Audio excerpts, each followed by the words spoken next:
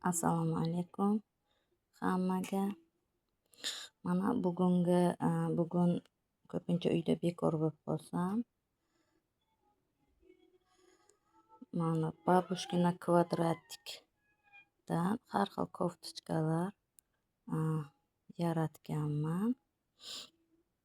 Ya'ni to'qiganman. Fantaziyaga ham bog'liq. Bizda ko'pincha hammamizda bor bu. Xolamlar, ammamlar, rahmatlik momamlar shunday gilam to'qir edilar oldin. Hozir unda endi qo'l to'qishlari bo'lgan. Mana shapka to'qidim. Sal mana rezin joyi kichkina keldi.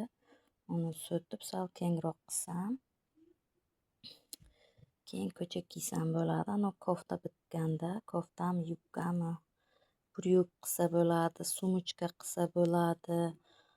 Bularni qo'shib adyol, ustingizga yopadigan pokrivallar, yostiq, xohlagan narsangizni yaratib to'qisa bo'ladi.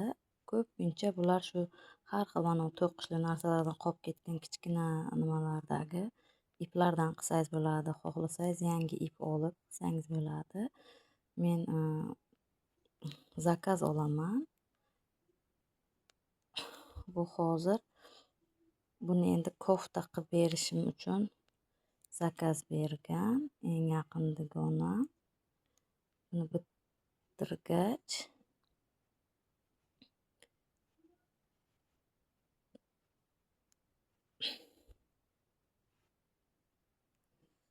koftani unga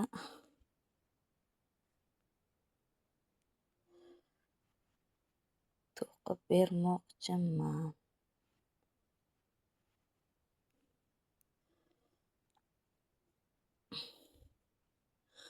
Ya'ni ko'pincha shuning uchun internetga ko'p o'tirgandan ko'ra shunday narsalar bilan shug'ullanishda gohida afzal ko'raman. Odamni asabi ham joyiga tushadi. Qandaydir odam nimadir yaratsa, buni har xil gullik to'qiydiganlari bor. To'qishni sabr bilan to'qish kerak. Parda narsalar to'qisa bo'ladi.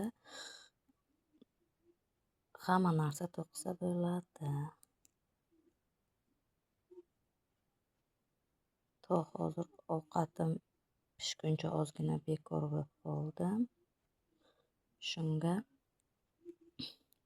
to'qiyman. Har bitta to'qinganga ham 10 ta to'qisa ham